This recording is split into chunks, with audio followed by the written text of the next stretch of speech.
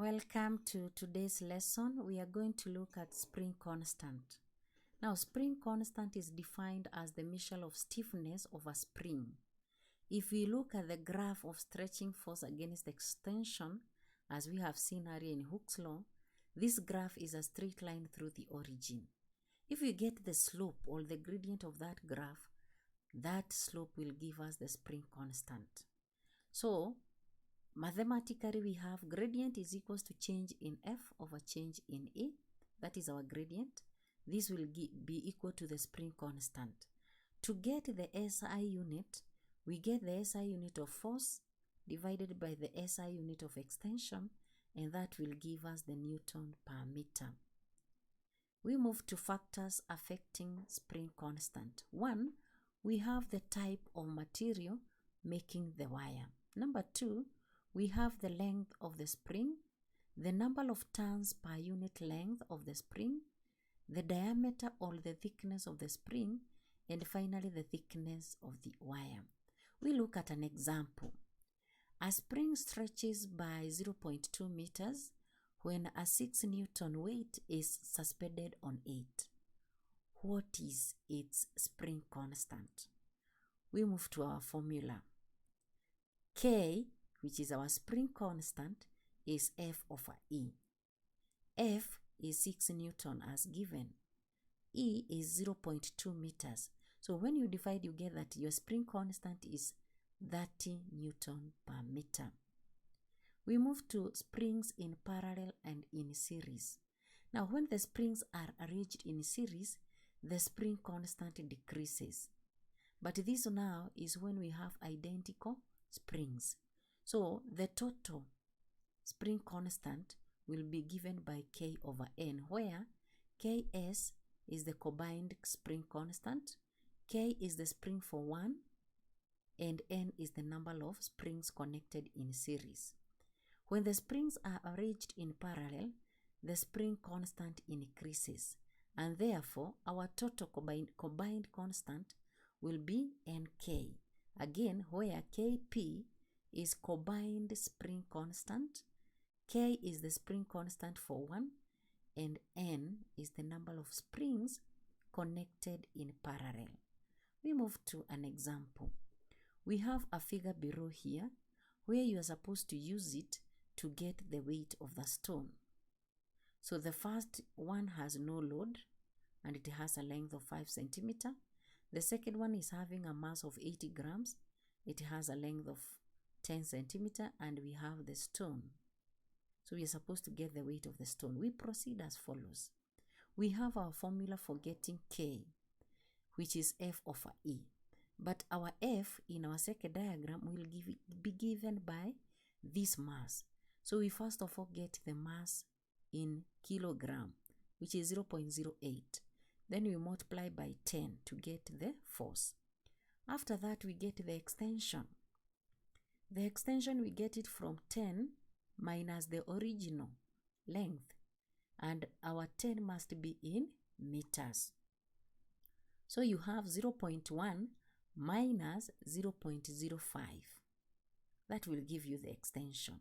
When you divide the two, you get that your spring constant is 16 Newton per meter.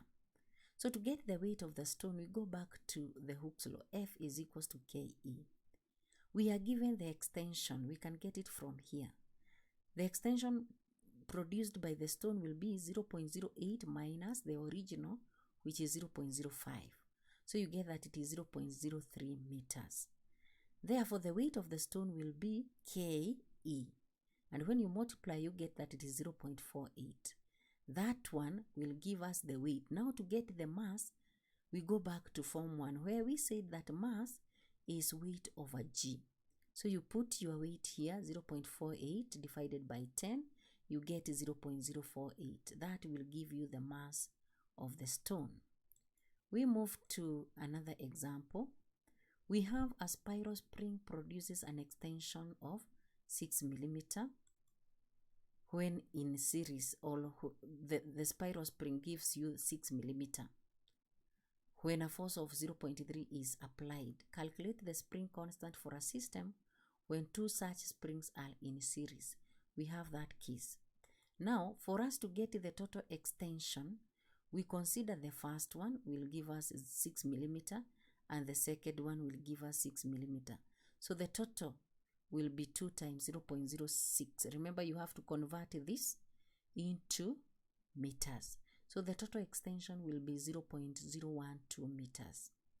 The total force is 0.3. Therefore, our F, which is given by KE from Hooke's law, we can be able to use this to get KS, that is the spring constant for the series arrangement, and this will be given by the total force, which is 0.3 divided by the total extension, which is 0.012.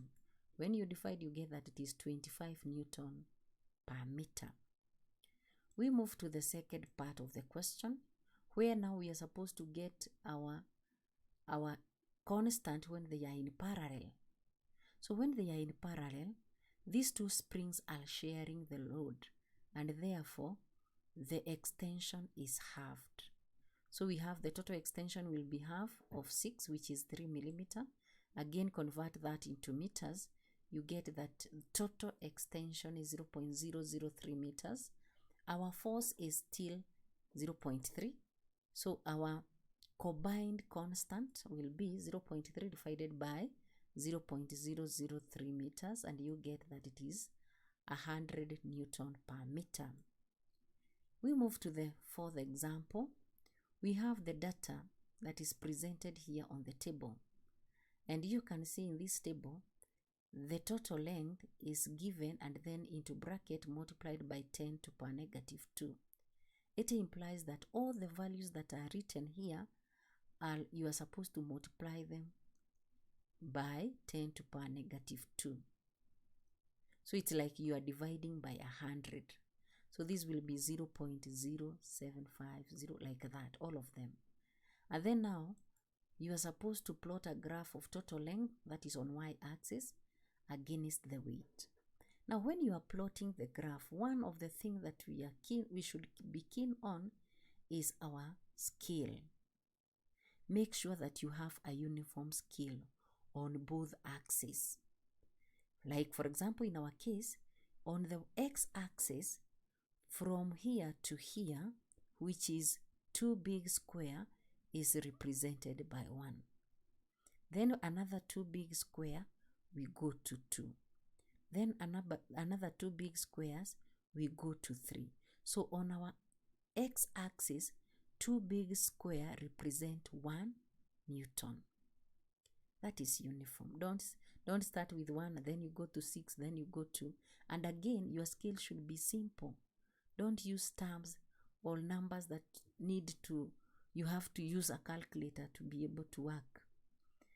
On the y-axis again, 1 big square is represented by 2, another big square 4, another big square we move to 6, another big square we move to 8. So 1 big square is represented by 2, and then remember these values are times 10 to power negative 2 meters.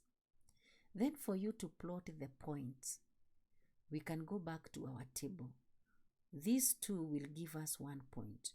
You go to the y-axis where we have 0.5. You move with that point until you go to where we have 7.5 on the y-axis. So we have it like this. In our first case, 0.5 will be here, the midpoint. Remember, this is 1, so therefore, this will be 0.5. You move up until you reach where we have 7.5. Then you put a cross. You can either use a cross or a dot, but we prefer a cross so that it can be feasible. Then you move to the other point, you plot. And then after putting your X's or your crosses, you join them with a straight ruler. Don't use the freehand, use a straight ruler. Then from there, for us to get the gradient, we always draw this triangle. This will help us to get the change in length and the change in weight. So we proceed to our questions. In the first question, you're supposed to use the graph to determine the length of the spring. Now, to get the length of the spring, we always say that it is when the weight is 0. when the spring is unloaded. That will give you the length. So we move where we have 0, then you go up the y-axis and get that point, get that value. And when you get that value, like for example, this will be 7.1, then you must multiply by 10 to the power negative 2. So our value here will be 7.1 times 10 to the power negative 2 meters. That will be the length of the spring. Now, to get the spring constant, if you look at our graph, we are plotting length on the y-axis against weight on the x-axis. So it's like we have reversed from what we have drawn earlier in Hooke's law. So it means the spring constant K will be given by the reciprocal of the slope. That is 1 over the slope. So we proceed as follows. Get the slope. I have shown you where we have the triangle. So you subtract the change in length, then it must be multiplied by this, divided by the change in weight. When you divide, you get that this is the value, 0.009091 meters per Newton. Now, to get now the spring constant, you get the reciprocal of this, 1 over this, and that will give you 110.0 Newton per meter. That way, you have been used your graph to determine the spring constant. We move on. Compressing a spring. Now, when we are compressing, it means that we are squeezing, we are putting load on the spring. It is the opposite now of the stretching. And this now brings the two ends together. A sketch of length against compression for a spring obeys Hooke's law as follows. You have this diagram like this. Remember now, the length is reducing. For the stretching, the length was increasing. That is why our graph was moving like that. But now you are starting with a higher length. The more you add the weight, the length of the spring reduces. So we are saying, as far as you don't put a lot of weight, it will obey Hooke's law. And it implies that the compressing force will be directly proportional to the length. But when you put more weight beyond E, this point, it means that the turns of the spring are visually pressing one another. And even if you put more weight, you cannot decrease the length any further. So a graph of length against the compressing force is like this. So here is where now you can see that you have gone beyond our elastic limit, and therefore there is no change. There is no noticeable change of length. It remains constant. So this way it was decreasing, but this one is constant. We move to work done in stretching or compressing a string. We consider this graph. The graph of force against extension is a straight line. If you look at this graph, the area under this curve is a triangle. And we know that for us to get the area of a triangle, we always get a half base times height. Our base is extension. Our height is force. So it implies that the area is a half F multiplied by E, where F is the force applied and E is our extension. And this now is equal to the work done in stretching. Now from Hooke's law, we know that F is equals to KE. So where we have F here, we can replace with KE. Therefore, work done will be a half into bracket KE multiplied by E. And when you simplify, you get that work done is a half KE squared. So you can either use this formula to get the work done, a half FE, or you can use this one, a half KE squared, where you are given K and extension. The units for work done is Newton meter, as you can be able to see here.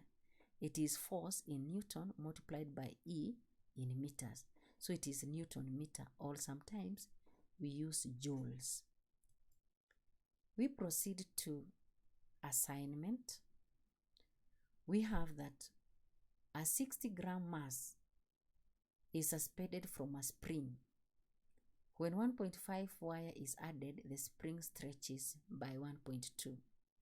Given that it obeys Hooke's law, find 1, the spring constant, the total extension. Now, if you look at these examples, or what we can say that it is the assignment, they are coming from what we have just learned. So practice before you attempt the assignment so that you can be able to get all the concept. The answers for this assignment is provided on our notes, so make sure that you get the correct answers and evaluate yourself. Thank you and welcome to our next lesson.